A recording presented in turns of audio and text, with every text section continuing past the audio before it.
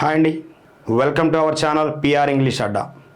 Sir, మనం ఈ యొక్క పిఆర్ ఇంగ్లీష్ అడ్డాలో ఈరోజు ఈ సెషన్లో ప్రధానముగా గతంలో అడిగినటువంటి హాస్టల్ వెల్ఫేర్ ఆఫీసర్కి సంబంధించి పేపర్ 2 ఎడ్యుకేషన్ పేపర్ యొక్క కొన్ని ప్రశ్నలని ఈ సెషన్లో మనం డిస్కస్ చేసే ప్రయత్నం చేద్దాం.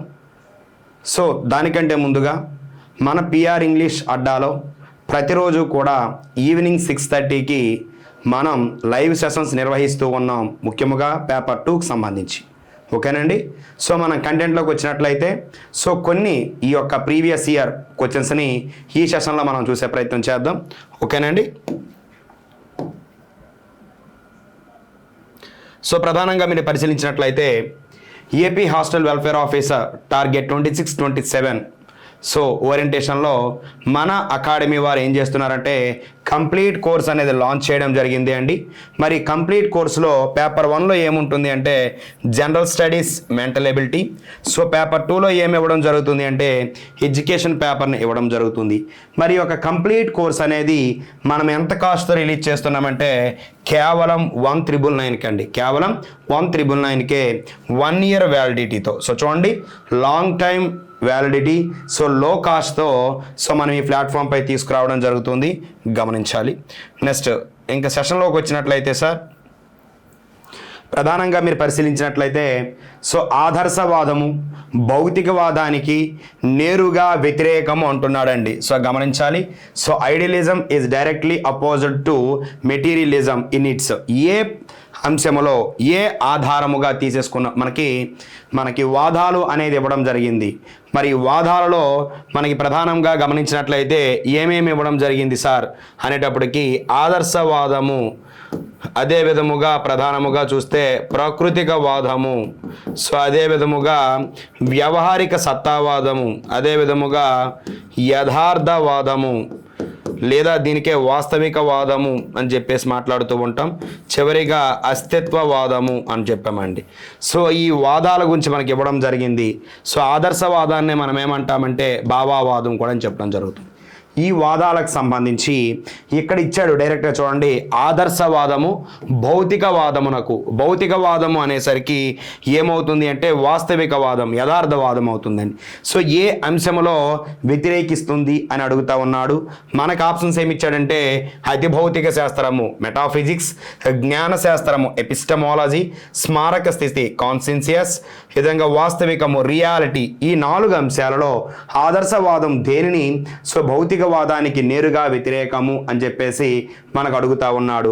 ఇక్కడ గమనించినట్లయితే సార్, ఈ భౌతికవాదము ప్రధానముగా దేన్ని వ్యతిరేకిస్తుంది అంటే విలువలను, అదే విధముగా విశ్వ సత్యములను వ్యతిరేకిస్తుంది అండి. కానీ ఈ యొక్క ఆదర్శవాదము, భావవాదం అనేది ఎక్కువగా దేనికి ప్రాధాన్యత ఇవ్వడం జరుగుతుంది అంటే విలువలకే ప్రాధాన్యత ఇస్తుంది, సార్వత్రిక అంశాలకు మాత్రమే ప్రాధాన్యత అనేది ఇవ్వడం జరుగుతుంది అండి.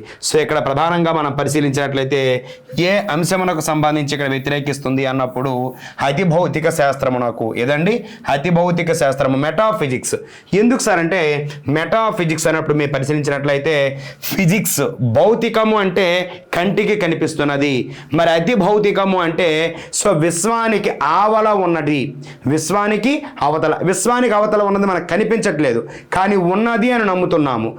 ఉన్నది అని నమ్ముతున్నామంటే అది విలువలకు ప్రాధాన్యత ఇవ్వడం జరిగింది. విశ్వమును అంతటినీ నడిపిస్తున్నటువంటి శక్తి ఒకటి ఉంది. ఆ శక్తి వనరు ఎవరు అనేటప్పుడు మన కంటికి కనిపిస్తున్నది సూర్యుడు, సూర్యునికి అవతల కూడా ఉన్నది.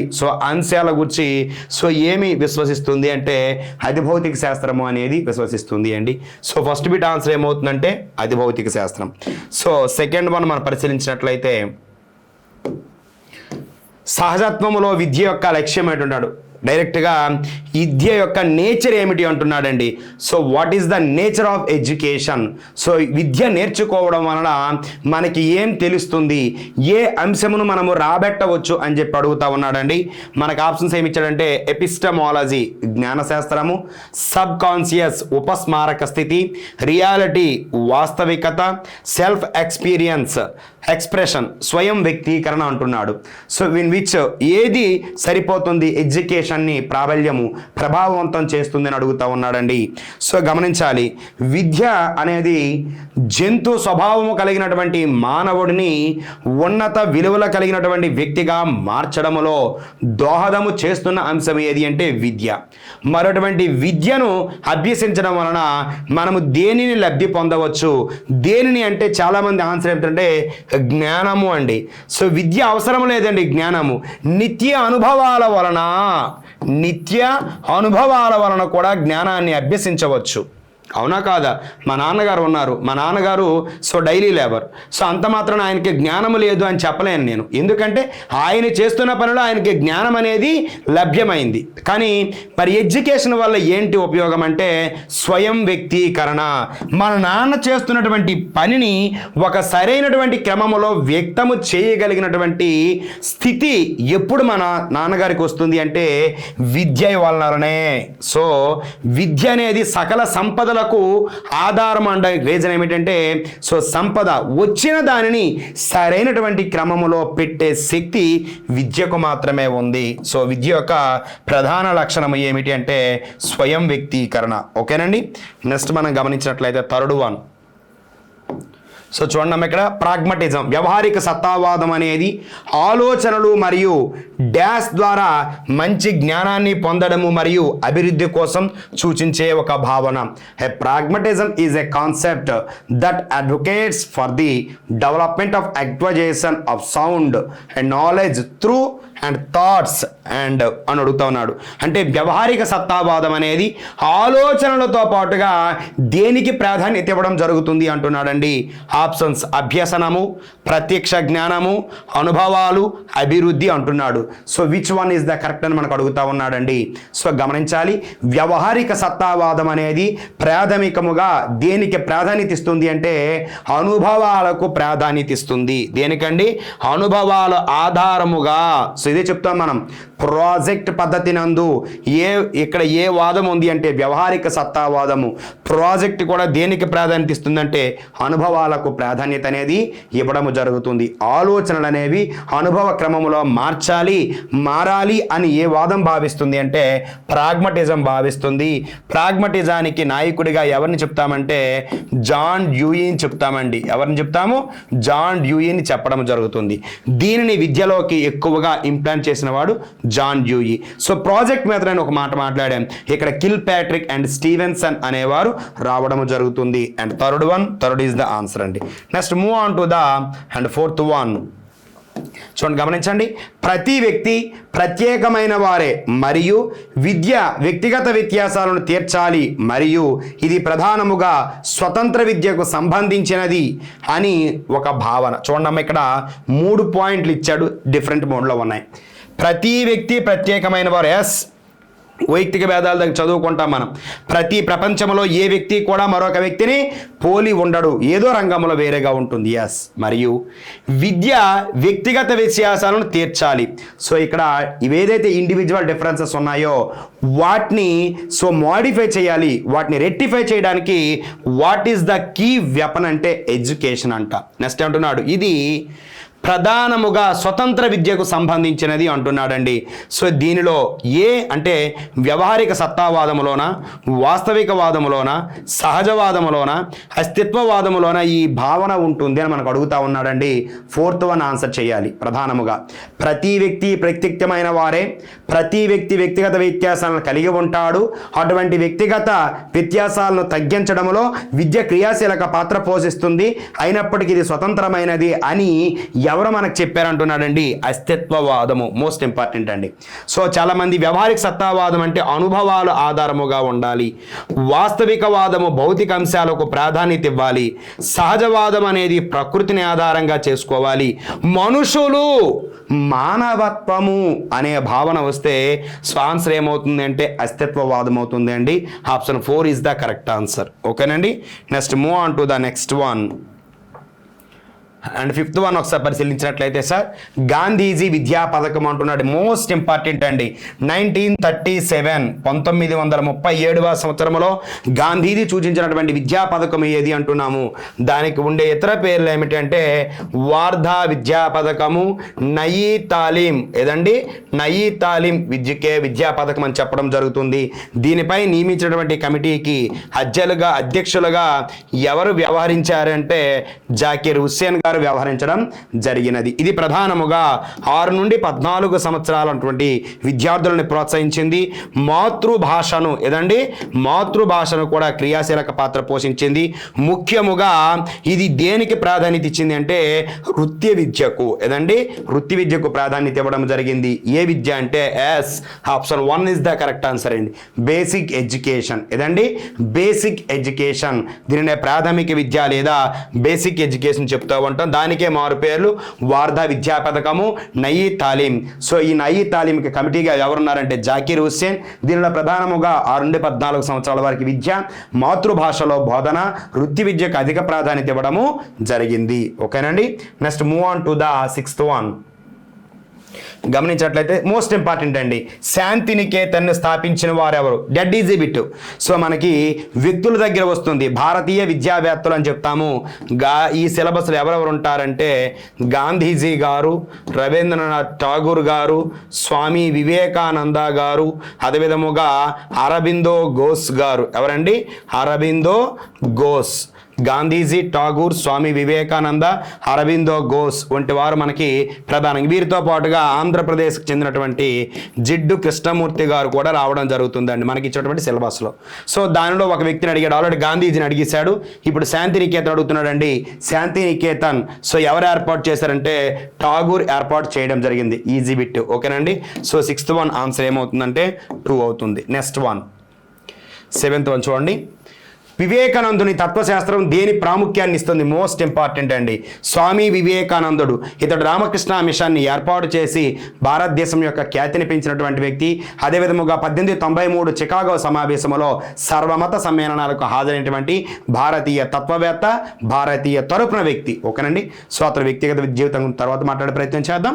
సో ఇక్కడ మనకు అడుగుతున్నది వివేకానందుని యొక్క తత్వశాస్త్రం దేనిపై ప్రాముఖ్యాన్ని ఇస్తుంది? మనిషి చేసే విద్య, అంతర్జాతీయ సోదర భావం, ఆత్మవిశ్వాసంతో కూడిన విద్య, ప్రస్తుత రోజుల ఆవిష్కరణ. మోస్ట్ ఇంపార్టెంట్ అండి. ఇవి 4 వ్యక్తులకు చెందినది. మనిషి చేసిన విద్య ఎవరిది అంటే స్వామి వివేకానంద, అంతర్జాతీయ సోదర భావం రవీంద్రనాథ్ ఠాగూర్. సో శాంతినికేతన్ విశ్వభారతిగా మారింది అక్కడే. ఆత్మవిశ్వాసంతో కూడిన విద్య ఎవరిది అంటే ప్రధానముగా మనకి గాంధీజీ గారు అండి. ఎవరండి? గాంధీజీ గారు. సో ప్రస్తుత రోజుల ఆవిష్కరణ అనేసరికి ఎవరంటే జిడ్డు గారండి, జిడ్డు కృష్ణమూర్తి గారు. సో ఇవి 4 ఆస్పెక్ట్స్గా మనకి ఇవ్వడం జరిగింది. సో ఇక్కడ 7th one answer is the man making education.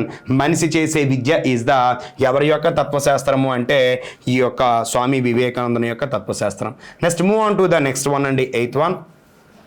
అనుభవైక ఏకీకరణ అనేది మానవ జీవితంలోని వివిధ సమస్యలను పరిష్కరించడానికి ఒక సమగ్ర విధానము. మోస్ట్ ఇంపార్టెంట్ అండి. Integrated education. ఇంటిగ్రేటెడ్ అనే పదం వచ్చినట్లయితే డైరెక్ట్గా పెట్టేయండి అమ్మా. ఎవరు అంటే అరబిందో ఘోష్. స్వామి వివేకానంద అనేసరికి మానవత్వము గుర్తు రావాలి. ఠాగూర్ అనేసరికి సోదర భావం గుర్తు రావాలి. అరబిందో ఘోష్ అనేసరికి సమగ్రము గుర్తు రావాలి. గాంధీజీ గారు అనేసరికి బేసిక్ గుర్తు రావాలండి. ఇవి మోస్ట్ ఇంపార్టెంట్ కీవర్డ్స్. సో ఎక్కడైతే ఇంటిగ్రేటెడ్ అనే అప్రోచ్ అన్నాడో లేదనుకున్నట్లయితే సమగ్ర విధానం అన్నాడో ఈ ఆన్సర్ ఏమవుతుందంటే అరబిందో ఘోష్. ఓకేనండి. సో ఇతను గురించి మనం మాట్లాడే ప్రయత్నం చేద్దాం. Next move on to the next one అండి 9th one. Education use service అనే పుస్తకాన్ని 1912లో ఎవరు రచించారు అంటున్నాడు. ఎస్, గమనించాలి. వ్యక్తుల గూర్చి అడుగుతున్న సందర్భంలో ఆన్సర్ ఎడ్యుకేషన్ అంటే డైరెక్ట్గా పెట్టేయండి అమ్మా. సో జిడ్డు కృష్ణమూర్తి. ఓకేనండి. ఎడ్యుకేషన్కి సంబంధించి ఎక్కువగా ఆయనే రాయడం జరిగింది. సో ఠాగూర్ రచించినటువంటి పుస్తకాలు ఏమిటంటే మనందరికీ తెలుసు గీతాంజలి, జనగణమన, అదేవిధముగా అమర్ సోనార్ బంగ్లా, అదే విధముగా మీరు పరిశీలించినట్లయితే Gora, dockyard, postman. So qawwali అనే గ్రంథాలన్నీ కూడా ఎవరమంటే ఠాగూర్ అండి. సో ఇదే విధంగా మనం గమనించినట్లయితే జిడ్డు కృష్ణమూర్తి. స్వామి వివేకానంద సో యువత నిద్ర మేల్కొల్పడానికి యువతను ప్రోత్సహించినటువంటి ఆధ్యాత్మికమైనటువంటి కర్మయోగ భక్తి యోగ మొదలైనటువంటి పుస్తకాలు రాయడం జరిగింది. So education as the service who is the written by అంటే ఎస్ జిడ్డు కృష్ణమూర్తి. ఓకేనండి. సో ఈ ఈజ్ ద దివ్యజ్ఞాన సమాజ సభ్యుడు అండి. సో దివ్యజ్ఞాన సమాజ సభ్యుడు హూ అంటే Jiddu Krishnamurti. And move on to the next one అండి. ప్రధానముగా 10th వన్ గమనించాలి. సో ఆర్టికల్ నెంబర్ డాష్ అని చెప్పేసి ఒక ఆర్టికల్ నెంబర్ సజెస్ట్ చేయమంటున్నాడు. ఈ ఆర్టికల్ నెంబర్ దేన్ని సూచించాలి అంటే బలహీన వర్గాల పిల్లలకు సంబంధించినది అంటున్నాడు. సో ఇక్కడ ఆప్షన్స్ ఏమి ఇచ్చారంటే ఆర్టికల్ నెంబర్ 45, 46, 47, 48. సో ఈ 45 సో ఇక్కడ గమనిస్తే ఈ ఆర్టికల్స్ అన్నీ కూడా దేనికి సంబంధించినవి అంటే ఆదేశిక సూత్రాలకు సంబంధించినవి. ఓకేనండి. మరి విచ్ 45 ఈజ్ ఇండికేట్స్ దేనికి సంబంధించింది అంటే సార్ శిశు సంరక్షణ కేంద్రాలకు. ప్రారంభంలో ఇక్కడ అంటే విద్య అనేది ప్రాథమిక హక్కుగా మారకముందు అప్పుడు ఇక్కడ 6 నుండి 14 సంవత్సరాల వారికి ఉచిత నిర్బంధ ప్రాథమిక విద్య అనేది ఇవ్వడం జరిగింది. ఎప్పుడైతే ఈ యొక్క భారత ప్రభుత్వం అనేది ఈ సెక్షన్ని 21A సప్లై చేసిందో సబ్మిషన్ చేసిందో సో ఆనాటి నుండి కూడా ఆర్టికల్ నెంబర్ 45 దేన్ని ఇండికేట్ చేస్తుందంటే శిశు సంరక్షణ కేంద్రాల యొక్క అంటే బాలవాడి అంగన్వాడీలు అంటున్నాం కదా వాటికి సంబంధించి. మరి 46 దేన్ని ఇండికేట్ చేస్తుందంటే ప్రధానముగా బలహీన వర్గాలు ఏవైతే SC STలు అంటున్నామో schedule caste and schedule tribe వాటికి సంబంధించింది. మరి what is the benefit of 47 అనేసరికి ప్రధానంగా మనం పరిశీలించినట్లయితే సార్ పోషణ మరియు ప్రజా ఆరోగ్యము. సో హెల్త్ అండ్ ప్రజా ఆరోగ్యము పోషణ మరియు ప్రజా ఆరోగ్యానికి సంబంధించి. మరి 48 ఏదండి 48 దేనికి సంబంధించి అన్నప్పుడు వ్యవసాయమునకు దేనికండి వ్యవసాయమునకు లేదా దీనికి ఏమంటున్నామంటే పశు సంవర్ధకమునకు. సో గమనించాలి 45 ఇండికేట్స్ ద శిశు సంరక్షణ early child and 46 SC ST బలహీన వర్గాలకు, 47 పోషణ మరియు ప్రజా ఆరోగ్యము, 48 వ్యవసాయము మరియు పశు పోషణ అంటున్నాడు. సో మనకు అడిగింది బలహీన వర్గాలు కాబట్టి so which one is the correct అనేసరికి ఎస్ 46 ఈజ్ ద కరెక్ట్ అండి. ఓకేనండి. సో మనం ఈ సెషన్లో ప్రధానముగా గమనించినట్లయితే ప్రధానముగా 10 బిట్స్ గురించి గమనించడం జరిగిందండి. ఇటువంటి మరిన్ని వీడియోల కోసం మీరు PR ఇంగ్లీష్ అడ్డా అనే ఛానల్ సబ్స్క్రైబ్ చేసుకోండి. సో ఈ యొక్క WHOపై హాస్టల్ వెల్ఫేర్ ఆఫీసర్కి సంబంధించి ఎటువంటి అప్డేట్ అయినా సో త్వరితగతిగా ఖచ్చితంగా అందిస్తున్నటువంటి so one of the best platform ఏది అంటే PR ఇంగ్లీష్ అడ్డా. ఓకేనండి.